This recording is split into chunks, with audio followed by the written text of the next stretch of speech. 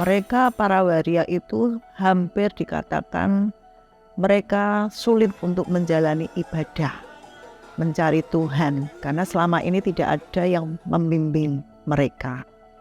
Kemudian pandemi itu makin membuat saya makin jelas bahwa dengan peristiwa pandemi kemarin membuktikan bahwa kematian itu sesuatu yang pasti dan datangnya bisa kapan saja tanpa kita tahu. Manusia mungkin menghakimi kita tidak layak datang kepada Tuhan, tapi Tuhan tidak pernah menolak kita.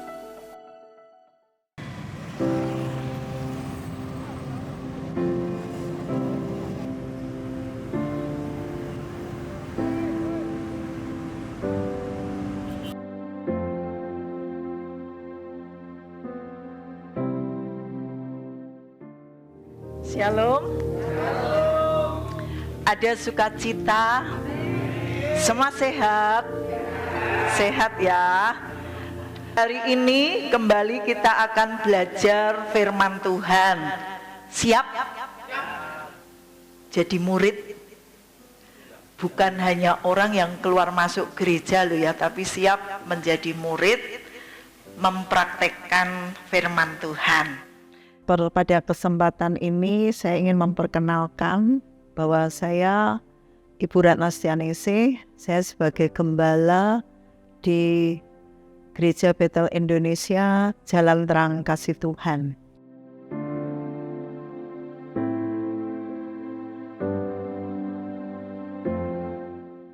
Pelayanan dengan waria ini saya mulai pada waktu pandemi. Ketika saya berkenalan dengan salah seorang waria yang bernama Rini, dengan nama aslinya adalah Joko Kurniawan. Singkat cerita, saya tergerak untuk memperkenalkan Tuhan kepada Pak Joko Rini ini, dan saya melayani di kamar kosnya yang ada di Sorogenen. Saya memang bukan pendeta pada waktu itu, tetapi hati saya penuh belas kasihan untuk mereka. Maka saya mengambil kesempatan memutuskan untuk melayani di kamar kos di daerah Sorogenen. Kemudian saya berjumpa dengan Ibu Sinta almarhum. Beliau adalah pimpinan Pondok Pesantren Waria Al-Fatah di Kota Gede. Nah, dari situ akhirnya pintu pelayanan ini makin terbuka lebar, karena almarhum memberi kesempatan kepada saya untuk membina kerohanian para waria yang Nasrani.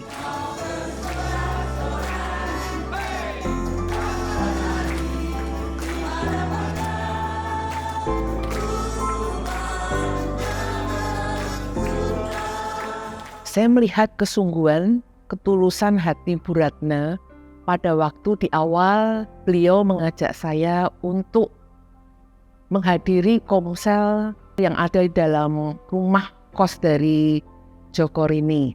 Jadi dari Bu Ratna sendiri memiliki beberapa sahabat yang memang semua melalui proses waktu. Di awal ya Bu Ratna bergerak sendiri, tapi kemudian lewat berlalunya waktu dan mungkin orang-orang mulai melihat ya, apa yang dikerjakan ini memang bermanfaat.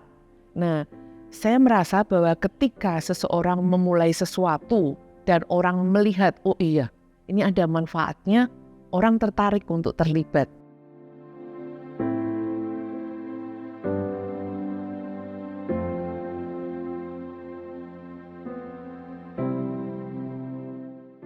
Yang jelas, saya mengajak mereka untuk datang kepada Tuhan apa adanya. Jangan merasa terintimidasi dengan penampilan mereka, dengan kewariaan mereka. Saya juga selalu mengajak mereka untuk percaya bahwa selalu ada kesempatan kedua yang diberikan Tuhan. Tuhan gak minta harus memenuhi kriteria standar dulu, baru kau boleh panggil aku Bapa. Bukan itu yang Tuhan mau. Karena Tuhan mengasihi kita apa adanya. wajibnya, sudah wajibnya, sudah keharusan. Jadi bukan bukan untuk menyelamatkan sebuah dosa.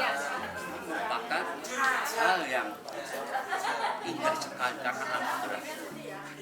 Dari gereja itu dapat memberi solusi buat para waria. Mengapa? Karena para waria ini untuk menemukan diri mereka sendiri, mereka belum bisa. Jadi perlu arahan nih, siapa nih dirimu? Kemudian nih loh, tujuan yang Tuhan sediakan buat setiap waria itu seperti ini. Jadi gereja perlu memberikan arahan, tujuan hidup, kemudian untuk mereka bisa mengenali diri sendiri, itu yang paling utama. Setiap pagi mereka saya berikan renungan singkat secara audio juga secara visual, dan mereka saya wajibkan untuk mengucapkan firman Tuhan sehari 1 ayat. Bagi waria yang mau tunduk dan mempraktekkan apa yang saya ajarkan, terjadi perubahan yang besar dalam hidup mereka.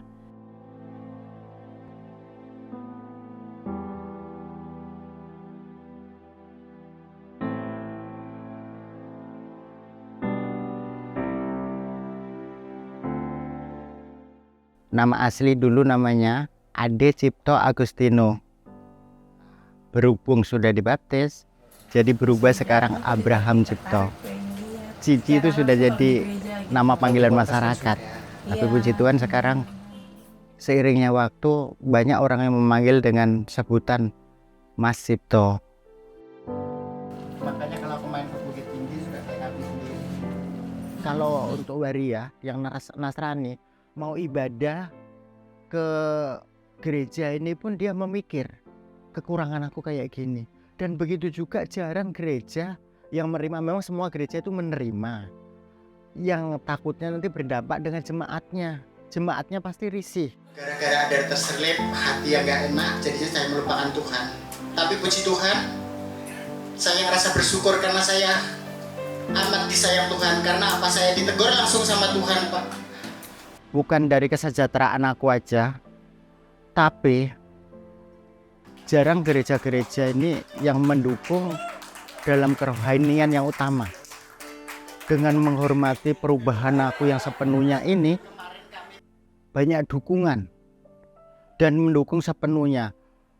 Begitu juga dengan Bu Ratna pribadi, kepengen anaknya bukan sejahtera secara rohani aja, tapi sejahtera dalam finansial.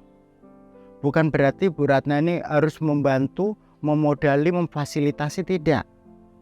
Dengan doa beliau, dengan cara beliau untuk mendirikan anak-anak ini biar nggak manja. Bukan cuma di keluarga JTKT saya dikawal untuk lebih baik.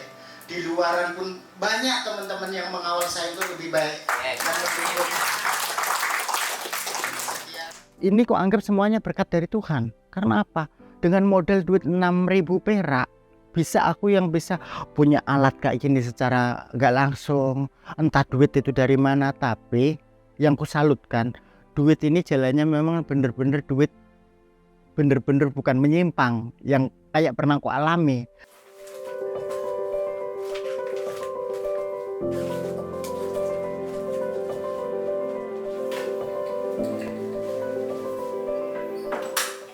Tuhan mengubah seluruh hidup saya yang dulu, yang kelam mungkin, dan sekarang saya mendapatkan benar-benar anugerah yang besar dari Tuhan dan merubah dan mengubah hidup saya sehingga saya bisa berdiri di sini saat ini.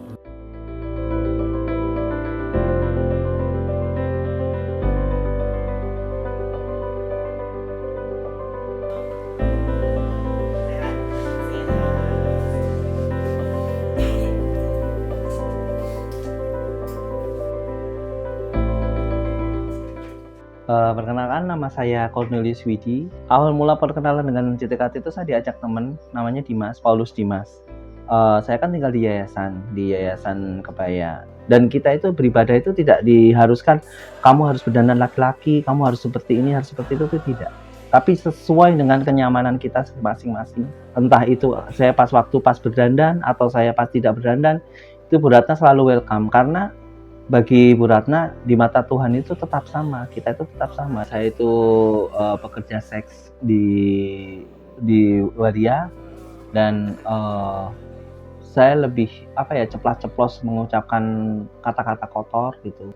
Dan setelah saya dibaptis, saya tuh lebih mengubah diri, lebih merubah diri untuk menjadi lebih baik lagi. Dan setiap pagi itu Bu Ratna itu selalu membagikan firman-firman yang untuk dibaca untuk kita. Dan itu membuat kita itu setiap harinya itu membaca firman, dan secara tidak langsung kita tuh berhubungan langsung dengan Tuhan. Dan itu benar-benar saya rasakan sekali. Terus kalau mereka misalnya mau pengen usaha, ya kita tidak semata-mata langsung kasih uang untuk modal kerja. Kita berikan pancingan. Paling tidak kita gali dulu mereka pengen kerja apa. Terus mereka sudah punya modal apa. Artinya modal itu bukan hanya uang, tapi kamu yakin enggak dengan keterampilanmu? Kamu punya pengalaman apa gitu.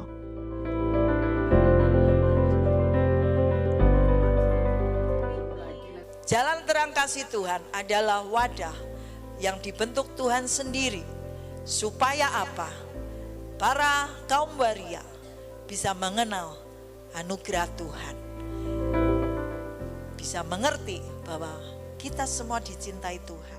Kami melihat para waria kalau datang itu dengan berbagai macam atribut waria mereka. Beberapa orang mengalami perjumpaan dengan Tuhan karena mereka mulai menyadari siapa mereka di dalam Tuhan. Putra, anak Roh Kudus, di dalam nama Tuhan Yesus, Judi Chandra menjadi milik kesayangan Tuhan. Nama Yesus.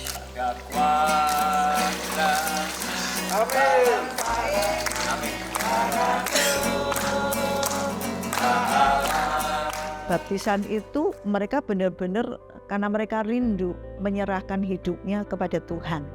Mereka ingin membuka lembaran baru bersama Tuhan. Dan yang saya lihat mengambil keputusan dibaptis karena mereka benar-benar ingin tinggalkan hidup lamanya, ya pertobatan itu yang terjadi. Yang dulunya pekerjaannya PSK, mereka sadar bahwa itu tidak menyenangkan hati Tuhan.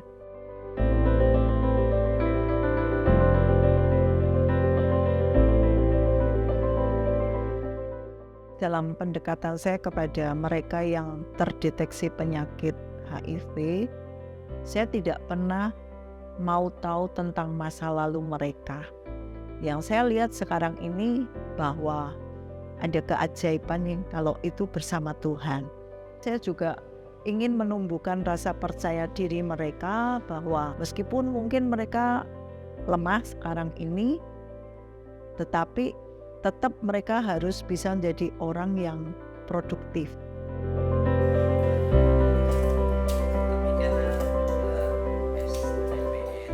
Saya Ruli Malai, saya volunteer di Yayasan Kebaya Yogyakarta. Saya telah membersamai komunitas transpuan sejak Yayasan Kebaya Yogyakarta berdiri. Nah, secara spesifik Bu Ratna memberikan dukungan terhadap kawan-kawan transpuan, terutama yang tinggal di shelter ini.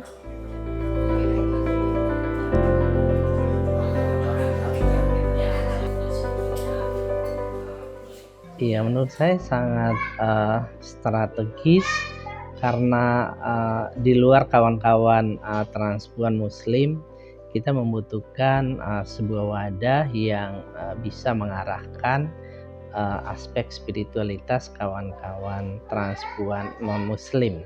Saya melihat ini sebagai sesuatu yang sangat baik ya, karena dengan dukungan yang diberikan oleh GBI CTKT ini cukup komprehensif, tidak hanya sekedar memfasilitasi ruang ibadah, tapi juga bagaimana upaya aspek pemberdayaan, juga aspek memberikan pelayanan yang serius.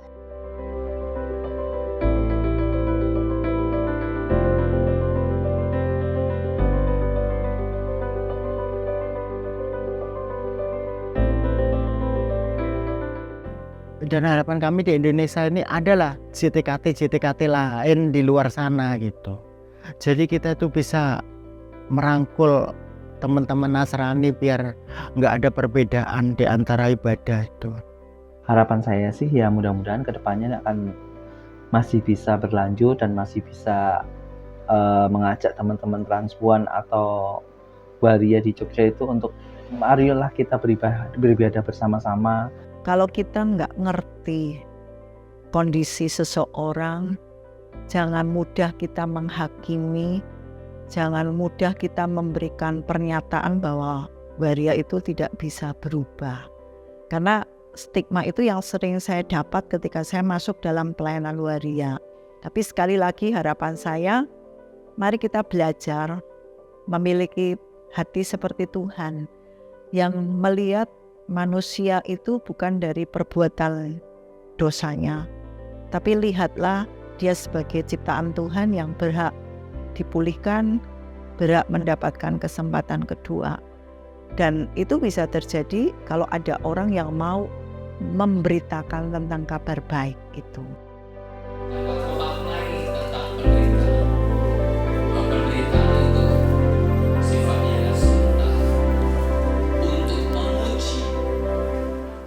Secara pribadi saya mengapresiasi, mendukung dengan sepenuh hati pelayanan yang dilakukan oleh Ibu Pendeta Ratna Setianingsih, di mana beliau melayani kaum waria, yang mana mereka adalah orang-orang yang dianggap sampah oleh masyarakat. Mereka dipandang sebelah mata. Namun dengan hati yang tulus, Ibu Ratna melayani mereka. Dan mereka menerima Yesus sebagai Tuhan dan Juru Selamat. Sehingga hidup mereka yang tadinya mungkin dianggap hina, itu menjadi mulia di hadapan Tuhan. Yang dianggap tidak bernilai, itu bernilai di hadapan Tuhan. Bahkan setiap orang yang percaya kepada Tuhan, itu berharga dan mulia. Oleh karena itu, siapapun yang mau menerima Yesus sebagai Tuhan dan Juru Selamat, pasti mereka akan masuk di dalam kerajaannya. Dan kami sebagai hamba Tuhan tentunya melayani bagi orang-orang yang dianggap sebagai sampah masyarakat. Sebagaimana Yesus, dia datang bukan untuk orang benar, tetapi dia datang untuk orang berdosa. Dan kita melayani juga buat orang-orang yang mereka dianggap sebagai orang-orang yang tidak berguna. Tetapi orang yang percaya kepada Tuhan, Tuhan pasti akan menempatkan mereka mulia dan berharga.